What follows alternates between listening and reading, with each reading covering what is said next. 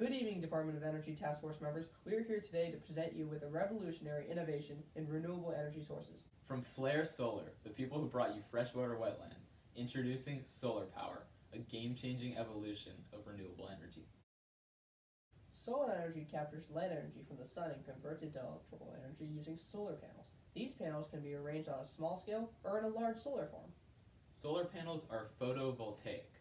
This means that when light hits a solar panel, it excites electrons, knocking them off atoms. The free electrons form a flow of DC electrical current. The only thing left to do with them is to convert them to an AC electrical current using an inverter. From there, the electricity is ready to be used to power your homes and businesses. Photovoltaic materials were first discovered in 1839 by Alexandre Edmond Becquerel. Back then, the photovoltaic effect was caused by the selenium that was found within the solar panel. But nowadays, these panels use silicon due to its overall efficiency. More than 100 years later, in 1941, Russell O. invented the solar cell, which allowed for solar energy to be stored. And all throughout its history, solar power has been building to what we have now. Solar panels require little to no maintenance. They can even autonomously follow the sun throughout the day, so they get the maximum exposure. They're incredibly land efficient too, since they can be placed on rooftops to harness energy without taking up useful space. In fact, they're so popular that some localities even offer tax incentives to citizens who install them. The benefits don't stop there. Solar cells allow solar energy to be stored, so even at night or on a cloudy day, the electricity keeps flowing. And get this! Since solar panels are often located right at the site where power is needed, it cuts costs on long-distance electricity transportation. Also, once it's up and running, solar energy releases zero carbon emissions, zero air pollution, and zero water pollution. Alright, now let's get into the numbers. As of 2018, the United States has installed enough solar panels to produce 64.2 gigawatts annually. That's enough to power over 12 million homes, and that number is expected to double in the next 4 years. It's the same trend worldwide. Right now, solar power accounts for 81 gigawatts globally, and is projected to reach almost 186 gigawatts by 2025. What many people today find surprising is that the price for a watt of solar energy has reached an all-time low, at less than 40 cents. It's easy to see why solar is the way to go when you take a look at the competition. Hydroelectric power, it's got one damn big problem. Dams. They destroy habitats, displace residents, and pollute waterways. And besides, they often cost around $20 billion. Wow.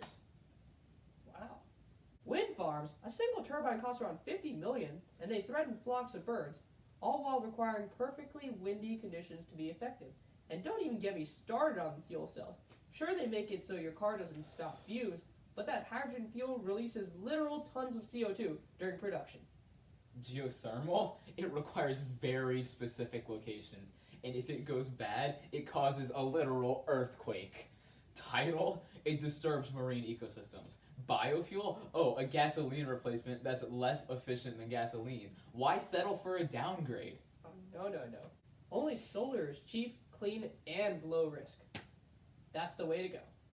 Now we would like to share some testimonials from our satisfied customers.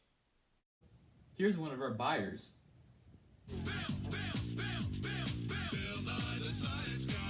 At first, I was concerned about buying from Flare Solar since I heard that building a solar farm can cost around $2 million, but I was incredibly relieved to find out that solar energy is so efficient that I can make back my investment in just a few short years. I don't get how they produce energy if it's nighttime or if there's a cloud in front of the sun. Well, actually, fuel cells store energy while they're not in use.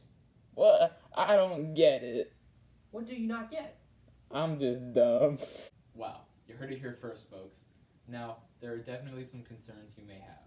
Some people worry about the heat reflecting off our panels hurting wildlife, but a simple solution is to use anti-reflective coating on the panels.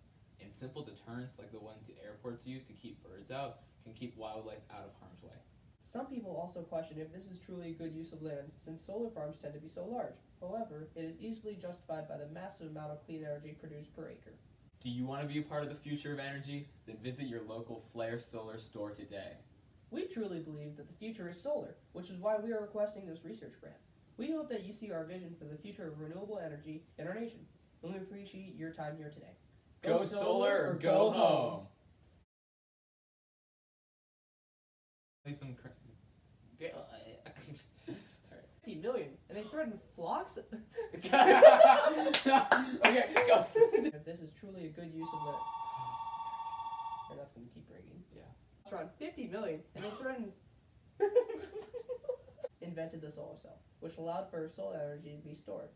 Wait, hold on. That doesn't even make sense. Yeah, it doesn't make any Yeah. sense. You wrote it. I wasn't paying attention when I wrote it. What else do we need to do? I guess Everything else. Yeah. I don't get how it works if it's nighttime or if there's a cloud in front of the sun. How do you get the energy? You need to say it. What? You're supposed to be talking. Yeah.